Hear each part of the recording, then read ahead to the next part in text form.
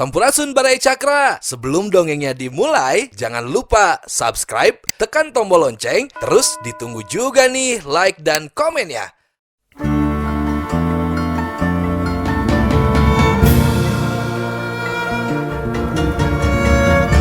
Baraya Cakra, parantos waktosna 80,5 FM Radio Cakra, midangkeun dongeng Sunda Dora-Dori.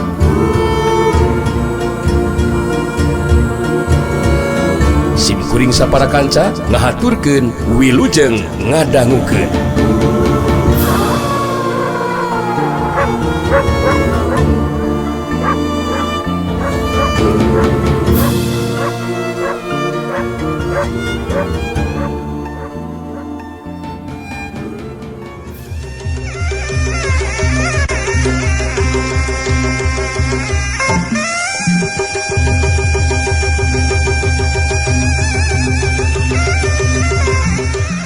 Jorelat cilung berekele majuna rajang dituturkeun ku jorelatna jirim birikili anu marengan panarajang anu jadi lanceukna.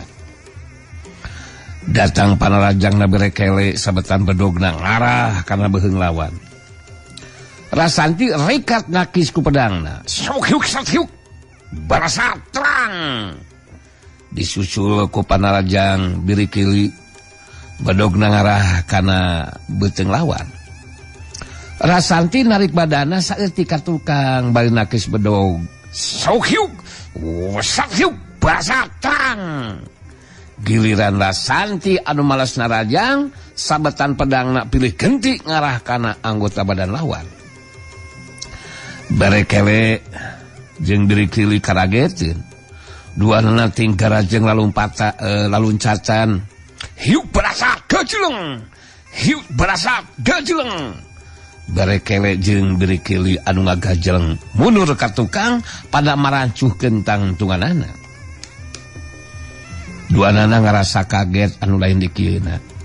Sabab kacepetan gerak jeung kakuatan tenaga lapisan Rasanti tetela di luar dugaan. Sedengkeun Barakala jeung Burukulu anu boga karep hayang gancang bisa ngarubuhkeun nuju lawan, panarajangna jadi beuki garang.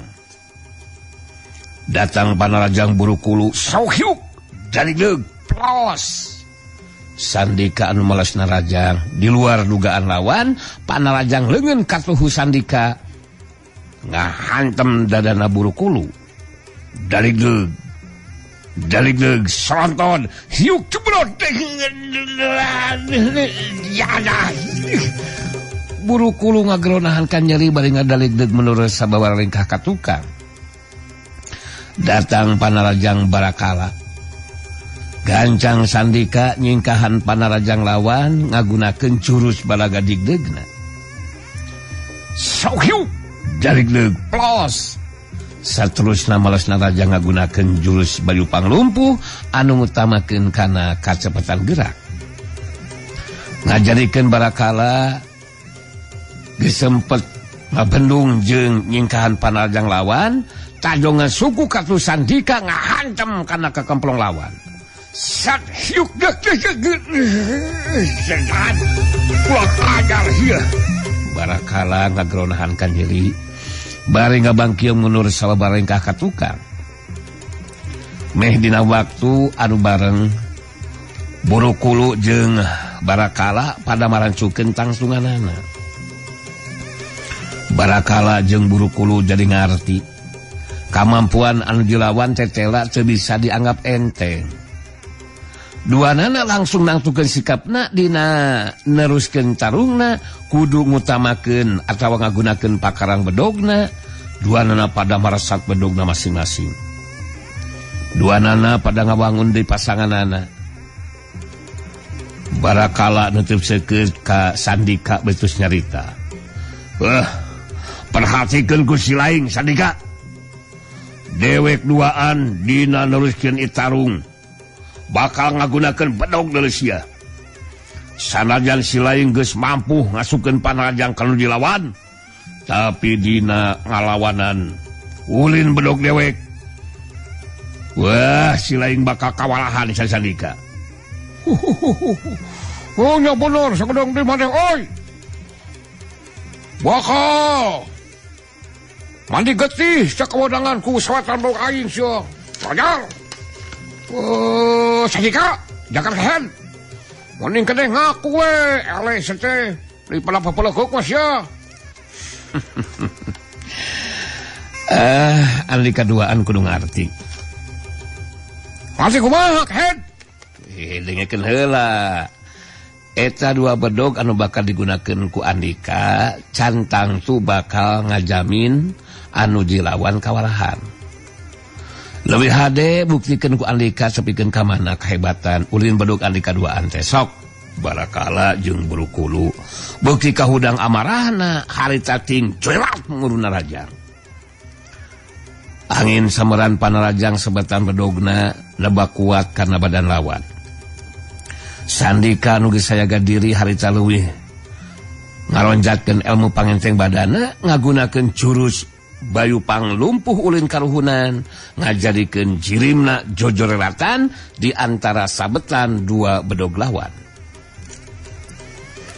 Syauhiu datang sabetan bedog berakala ngarah kana beuheung. Disusul ku Panarajang berekele sabetan bedogna ngarah kana dada. Syauhiu jelat plos. Sandika ngajelat pindah tempat. Dua orang lawana ngagentak luncat nusul tepus ku Panarajang susulan muru kalabah lawan anu geus pindah tempat. Syauhiu sameran dua bedog datang. Jelat plos. Sandika geus ngajerat di we pindah tempat. Geus sababaraha kali Panarajang tapi kacepetan gerak Sandika anu teu bisa diimbangan ngajadikeun dua urang lawana kesal jeung gemeseun. Harita duanana ngeureunkeun Panarajangna. Barakala musirkeun panentrepna ka Sandika bertus nyarita. Lamampuan ilmu sila-sila aing. Cecelangan saukur bisa ngagunakeun ilmu pangenteng badan wungkul sia Sandika.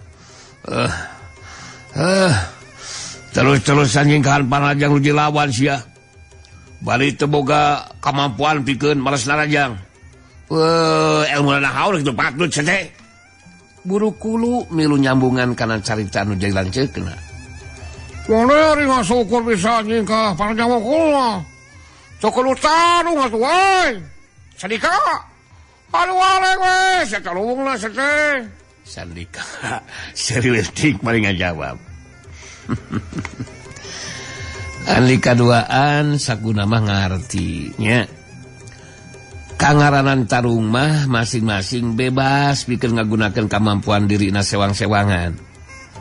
Barakala Burukulu jadi mun sakirana Andika geus moal mampu ngasupkeun Panarajang kana jilawan. Mending kene geus marulang lah dek nanaonan atuh. Barakala jeung Burukulu bukti bedah amarahna. Duanana ting jelat maju dina Rajang. Lantaran dibarengan ku amarah Panarajangna jadi ngababi buta. Eta kayaan ngajadikeun Sandika bisa ningali ayana celah lolongkrang kosong pikeun ngasupkeun Panarajang balasanana. Burukulu anu wis heula kapalingan gerak ku Panarajang balasan ti Sandika. Sanesna Sandika nyingkahan Panarajang dua urang lawana. Harita Sandika ngajelat ngalakukeun Panarajang balasan ka Burukulu. Sanesna deukeut Sandika ngagunakeun jurus balaga digdeug anu tasa gerakna ngagabungkeun anu jeung lawan atawa ngabingungkeun anu jeung lawan. Burukulu bedogna leupas. Digelang leungeun katuhuna dikakek ku leungeun katuh Sandika. Disusul Panarajang leungeun kenca Sandika anu ngahantem kana dada. Dalig deug. Tegas. Bedog lawan lepas saksiuk tegas. Leungeun kenca Sandika ngahantem dada.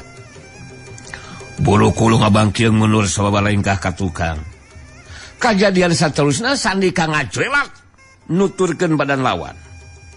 Samemeh nuju lawan bisa mancukeun tangtunganana. Sandika harita ngasupkeun Panarajang.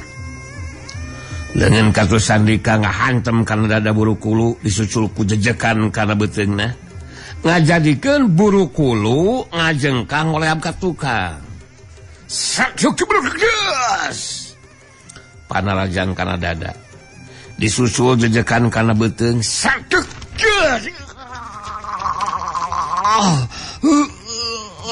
roboh aing aluh.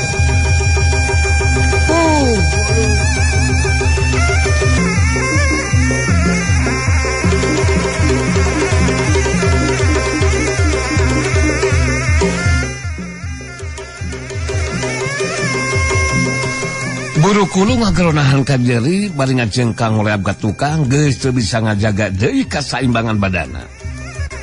Jengkang koleab gedebut. Buru-Kulu ngababengkang maring lemah. Lumangsungna kajadian kawilang cepet. Barakala jadi kagetan ningali anu jadi adina geus dirubuhkeun ku anu jadi lawan. Sedengkeun Rasanti nu tarung ayunan dua urang lawana ngagunakeun kombinasi jurus pedang caji putih jeung jurus kilat bumi digabungkeun jeung jurus tapak darah suci ngajadikeun berekele jeung birikili anu geus sababaraha kali narajang. Panarajangna tacan aya anu bisa kena kana anggota badan lawan. Sabab satiap panarajangna bisa dibendung ditakis ku pedang Narasanti.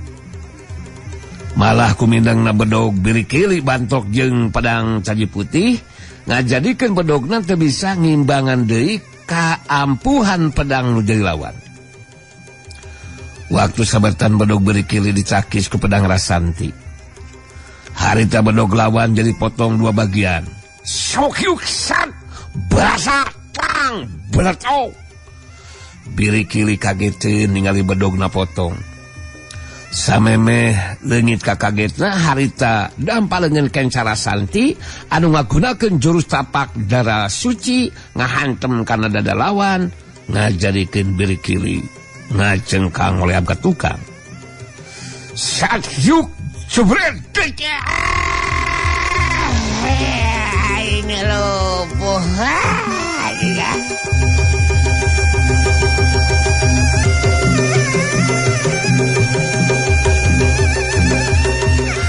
Birikili ngageronahan ka nyeri ngajengkang oleh abad tukang terus rubuh maling lemah.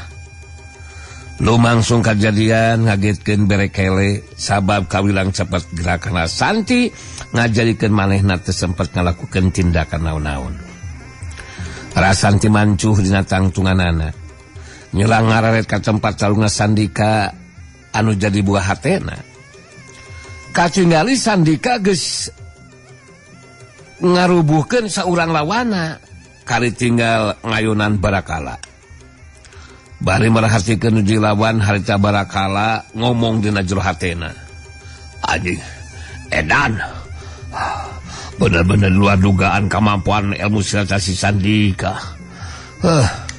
Pigeulkeun ieu calung aing geus eueuh di jalan kajaba kudu ngagunakeun jurus pamungkas jeung kakuatan tenaga lapisan sapinuh ieu mah. Ripu aing aduh. Kalaka kumaha oge aing kudu mampu ngungkulan anu dilawan. Barakala akhirna nangtukeun sikapna dina neruskeun tarungna bakal ngagunakeun jurus pamungkasna jeung kakuatan tenaga lapisan sapinuhna. Barakala ngawangun pasangan jurus pamungkasna. Murelang ka Sandika betus nyarita. Tarung masih kena lumangsung sia Sandika. Dewek masih cacan dirubuhkeun ku si laing deuleu sia. Ayeuna bakal dipasikeun ku dewek. Si laing atawa dewek anu bakal unggul dina calung ieu. Urang teruskeun sia calungna. Roboh sia.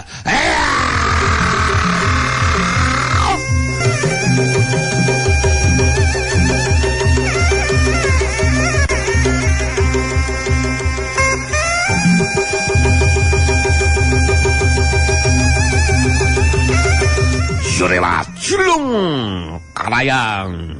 Barakala maju narajang ngajorrak terus ngalayang.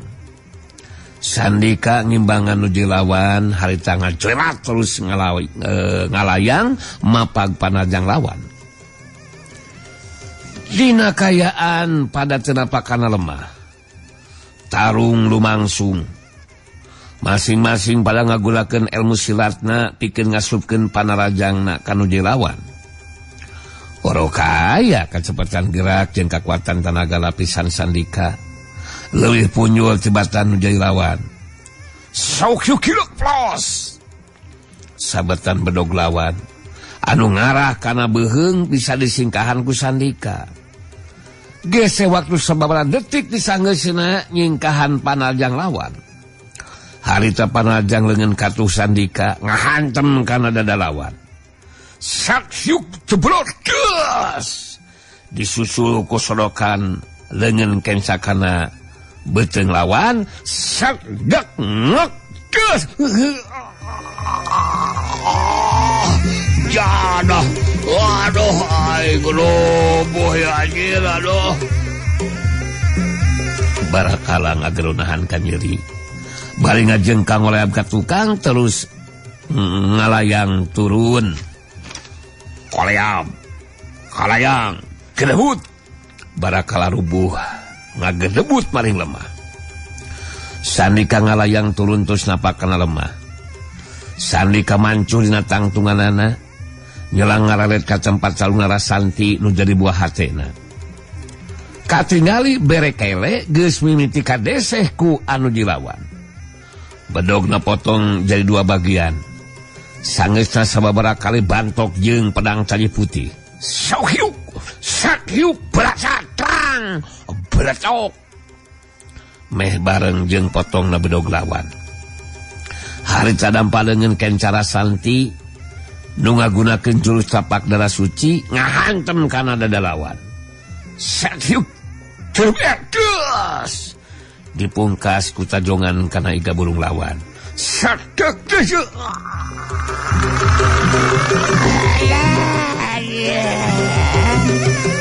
Sakit berekele ngageronahan ka nyeri bari ngajengkang oleh abad tukang geus teu bisa ngajaga deui kasaimbangan badana.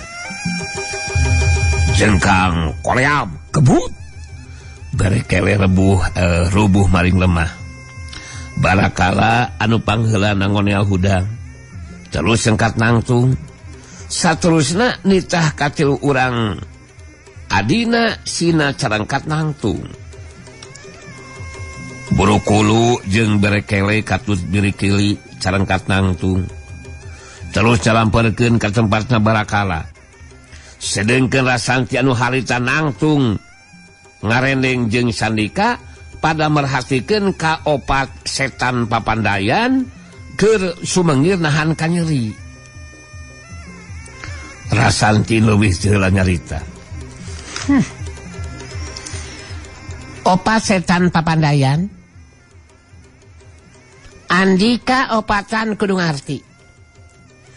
Kuring duaan mun boga niat hayang ngabinasakeun nuju lawan tangtu moal make kudu hese. Sabab Andika duaan pada rubuh eleh jajaten geus moal mampu neruskeun ieu tarung. Sandika milu nyambungan kana carita Rasanti anu jadi buah hatena. Carita Rasanti bener. Kuring duaan teu ngabinasakeun Andika opatan. Sabab masih boga pamikiran pikeun mere waktu jeung kasebetan sangkan saladar tina laku lampah anu salah. Rasanti terus nyaita deui. Coba ayeuna rek kumaha sikep jeung tinakan opatan Nah masih keneh ngarasa penasaran. Pikeun neuskeun tarung asuh kumaha Opat setan papandayan pada ngarahuh hanyelu jeung amak we. Sabab karep pamaksudanana geus digagalkeun ku Rasanti jeung Sandika. Barakala sanajan bae jeung hanyelu jeung amek harita maksakeun maneh nyarita pura-pura ngarobah sikap jeung caritanana.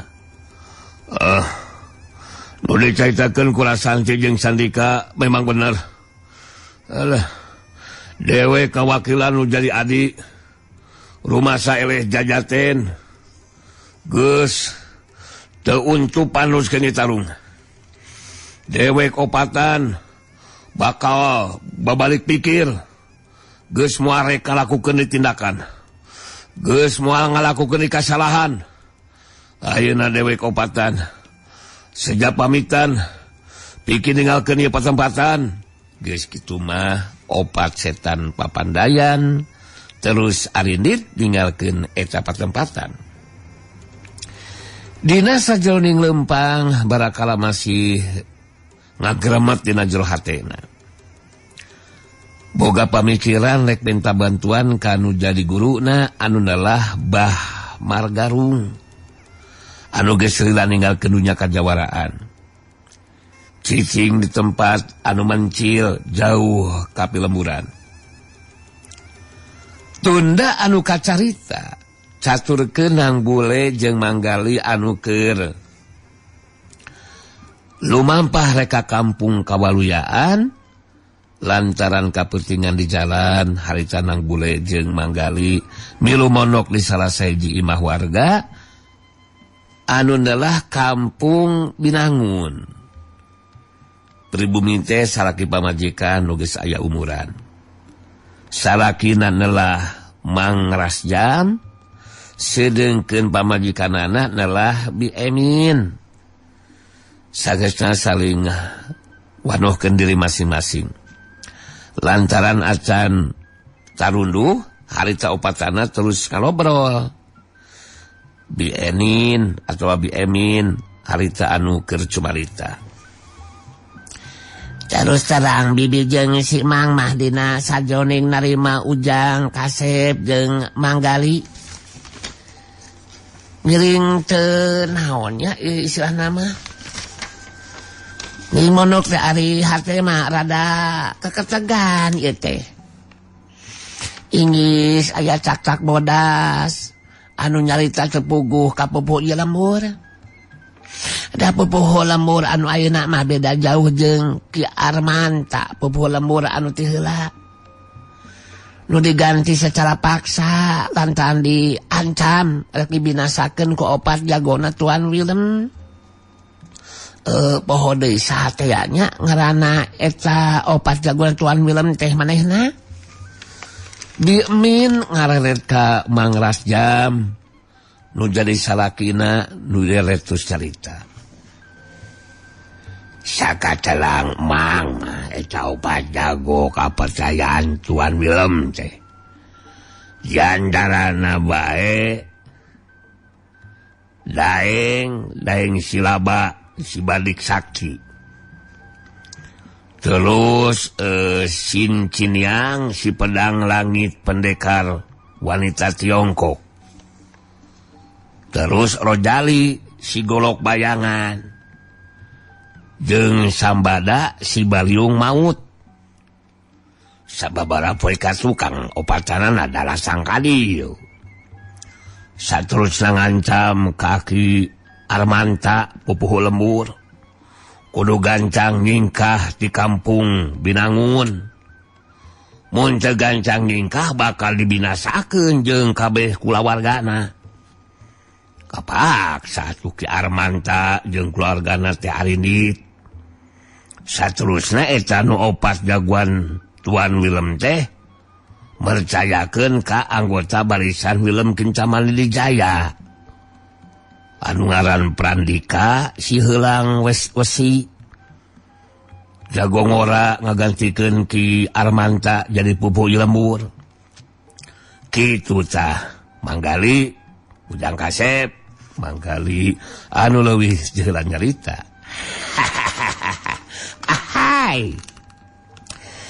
Menjadikan sudah mulai lagi ini mah nih.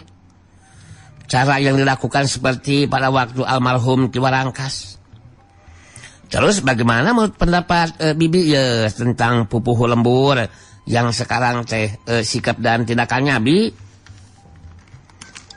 Puguhnya eta kakara sababaraha poe oge eta pupuh lembur nu anyar teh. Geus nyieun aturan jeung katangtuan anu ngaberatkeun.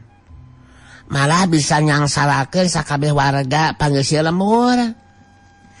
Jadi sakabeh warga teh kudu ngajamin karena kebutuhan sapopoe pupuh lemur gitu. Terus sabulan sekali kudu seba upeti ka paguron lintang jagat. Anu dipimpin ku Tuan Willem jeung Nyi Kintamani. Singsa warga anu ngabangkang akibatna datang tuh ujang bakal dibinasakeun. Geus saeunahna we yen aturan jeung katlang tuan teh manggali. Hai. Pupuh lembur yang acah adol itu mah kudu digulino. Menjadikan hanya mementingkan dirinya sendiri. Benar-benar jauh dari adil, jauh dari bijaksana eta mah bi. Meningali kaedah seperti ini mah kita tidak bisa mengantepkan keadaan terus berlangsung seperti ini, Nang. Dengan demikian maka kita harus melakukan tindakan. Warga pengisi ini lembur harus dibebaskan, Nang, dari pengaruh dan kekuasaan pupuh lembur yang akan menyengsarakan warga di sini, Nang. Gimana, Nang? Nu disaurkeun ku Mang teh memang leles sih, Mang. Hawa terus anu nasibna para warga ieu lembur. Upami henteu enggal dibebaskeun mah kitu. Jantan kasih lahir batinnya mangnya. Terus enjing lah urang ngabujeng kana lumangsungna syukuran di padumukanana pupuh lembur teh mahnya. Ya mangnya. Mang Rasjam jeung Bimin silih reres. Karageteun ngadengi caitaan manggali jeung Nang Bule anu boga karapek datang nyaksian kana acara syukuran di padumukanana pupuh lembur. Bimin anu harica nyarita deui. Ke heula ujang. Bibi jadi kaget ieu teh. Tadi manggali jeung si Ujang Kasep isukan teh reka bujang datang ka padumukanna Prandika Sigelang Wesi. Mangsa ngayakeun syukuran. Terus boga karep hayang ngabebaskeun warga ieu lembur. Tina pangaruh jeung kakawasanna Prandika. Aduh, Kasep. Ulah neangan picilakaeun ceuk bibi mah Asep. Oge manggali. Bibi jeung si Emang teh miharap mun tepikeun ka manggali jeung si Ujang Kasep. Ngararapan cilaka. Ulah ceuk bibi mah ulah ah. Mang Rasjam milu nyambungan kana caritaan pamajikanana. Bener kitu manggali Ujang Kasep. Kol wae tu kudu pipiluan kana kayaan anu keur kandapan keluarga kampung Binangun. Mang gitu miharap untuk pikeun kaya kajadian anu teu miharep, anu teu dipiharep. Kumaha ieu manggali jeung Ujang Kasep? Nang Bule, mohon kumaha ieu teh? Hai. Ya, yang namanya cilaka mah mangnya. Bagaimana kumaha gejeburna we lah. Berhasil dan tidaknya upaya yang akan dilakukan menjadikan harus dicobaan dulu. Jangan sampai kumeok memeh dipacok. Mesti nama ya warga ini lembur teh harus bersatu dan berontak melawan bi. Ari manggali. Rek sadal mana atuh Ujang? Warga lembur anu wani barontak jeung ngalawan. Da puguh lalakina oge ngan saukur bisa macul jeung ngoret be Ujang. Anu bisaeun kana ilmu bela diri. Jeung nadeui rek saha anu wani ngalawanan Prandika si Gelang Wesi jago ngora anu ilmu silatna hebat Ujang. Sameme berontak oge geus dibinasa manten. Kitu dah Ujang Kasep Nang Bule.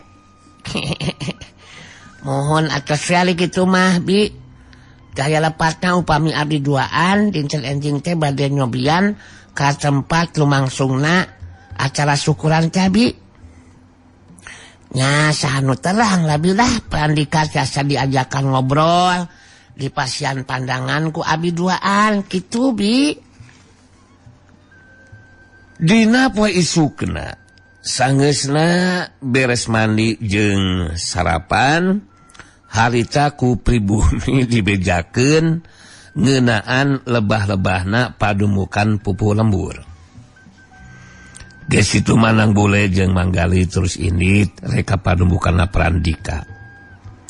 Sedengkeun di padumukanna Prandika si Gelang Wesi harita di lebah buruan imah anu lega geus ngalingkung para warga eta lembur anu daratang rek nyaksian kana lumangsungna eta syukuran.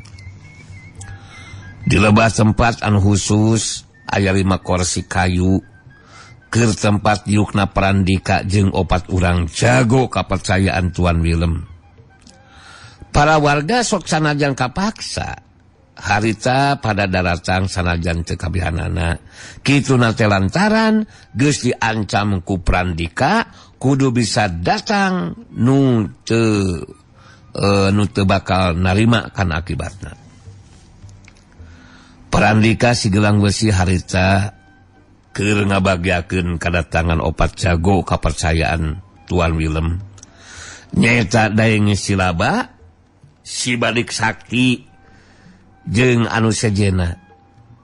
Sangeusna Daeng Silaba, si Badik Sakti jeung anu sejena geus dariuk dina kursi kayuna masing-masing.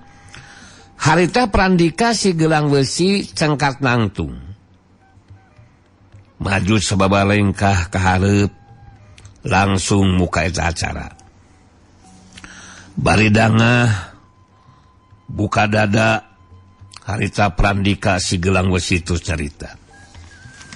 Pasangabeh warga kampung Binangun udah ngekerja dewek salaku pupuh lembur ngahajang ngayakeun acara syukuran dina peuyeut. Lantaran dewek geus ditunjuk sakali percaya ku 4 jago percayaanna Tuan Willem anu ayeuna datang minangka utusan ti Tuan Willem. Ayeuna leuwih ceula ku dewek bakal dianohkeun ka para warga. Anu kahiji Daeng Silaba, si Badik jago Makassar. Prandika si Gelang Besi ngenalkeun 4 jago utusan Tuan Willem. Satiap anu disebut ngaranna cengkat nangtung bari ngangkat dengan katuna ka luhur. Sangeusna beres ngenalkeun Daeng Silaba, si Badik Sakti jeung anu sejena harita Prandika nuliskeun caitanana. Ko para warga kudu ngarti kayaan dewek jadi pupuh lembur teh didukung ku 4 jago kapercayaan Tuan Willem. Anu matak mun masih keneh betah nyorang kahirupan. Ulah rek coba-coba ngabangkang kana aturan jeung katangtuan anu geus diputuskeun ku dewek. Dewek salaku pupuh lembur. Sakabeh warga wajib kudu nyumpongan kabutuhan sapoe pupuh lembur. Saterusna satiap sabulan sakali kudu seba upeti ka paguron dintang jagat anu aya dipimpin ku Tuan Willem jeung Nyai Kintawani. Pokona anu ngabantah, ngabangkang dilayak babukal ku aing. Sakali deui dewek ngingetan ka sakabeh warga. Aturan jeung katangtuan ti dewek wajib dilaksanakeun deuleu. Sing saha anu wani ngabangkang dengekeun, sing saha anu wani ngabangkang, nu wani macam-macam, mangka akibatna geus jelas bakal dibinasakeun ku dewek. Kumaha kase? Para warga masih keneh jarempe. Teu ngajawab bangun anu bingungeun da puguh pada teu satujueun kana eta aturan katangtuan ti pupuh lembur. Di antara para warga harita aya anu ngacungkeun dengan katuhuna bari terus maju salengkah ka hareup. Tetela Manggali anu ngacungkeun dengan katuhuna bari ngalengkah maju ka hareup. Prandika si Gelang Besi ngusulkeun paneutupna ka Manggali anu nangtung sababa lengkah ti tempat manehna. Saha si lain? Rek ngomong naon sing dah, heuh? Hai. Perkenalkan dulu, saya Gali Surali, ya. My name is Gali Surali. Si jawara idaman yang disukai kaum wanita, baik perawan maupun jande. Hai. Saya memang bukan warga kampung Binangun, bro. Akan tetapi mengancungkan lengan katuhu dan datang menyampaikan untuk menyampaikan tanggapan terhadap aturan dari Katang Tuan Pupuh Lembur yang tadi diomongkan sama saudara Pandika. Dan apa yang akan saya sampaikan adalah mewakili sebagian warga ini Pelemburan. Prandika si gelang besi netep seket kamanggali betus nyarita. Kasok gancang jelaskeun ka dewek sia. Rek mari tanggapan naon sering Gali Surali. Tenang bro, slow. Hai. Jadi bagi saudara Prandika, menurut saya aturan dan Katang Tuan yang diputuskan saudara sebagai Pupuh Lembur menjadikan sungguh memberatkan bagi semua orang kampung Binangun. Saudara ya mestinya mengerti dong, seorang pupuhu adalah pemimpin bagi warganya yang berkewajiban mensejahterakan kehidupan warganya. Dengan demikian seorang Pupuh Lembur harus adil dan bijaksana kepada para warganya. Bukan malah bikin aturan dan ketentuan yang akan menyengsarakan semua warganya, bro. Menjadikan harus disadari sama saudara Prandika, kalau memang tidak mampu untuk adil dan bijaksana, akan lebih baik mengendurkan diri saja, begindang, bro. Hai. Begitu tanggapan saya si jawara idaman, bro. Prandika si gelang besi langsung nyak berem bangetna, hal tanggal lengkah maju balitus nyarita ke manggali. Si lain lancang jeung kurang ajar sagali. Goblok sia. Wani nyarita kawas kitu patut ka dewek. Dewek teu narima sagali. Carita si lain mangrupa panghinaan ke dewek sia. Si lain kudu narima ka lakiwasna. Mangkalu kawas si lain kudu dipodana saku dewek. Hai. Saudara Prandika akan melakukan tindakan membinasakan saya yang sudah menggeing kesadaran kepada saudara. Bukannya menerima, ini mah malah akan melakukan tindakan. Hai. Memangnya si jawara idaman akan menjadikan takut? No. Tidak ada dalam kamusnya, bro. Si jawara idaman akan takut kalau memang mau melakukan tindakan, maka si jawara idaman juga akan membela diri. Ayo kita bertarung. Katang tuannya kalau saudara Pandika yang kalah bertarung, maka saudara harus mengundurkan diri dari Pupuh Lembur. Prandika langsung nangtukeun sikapna pikeun ngalakukeun tindakan ka manggali, tapi cacan oge persiapan naon-naon harita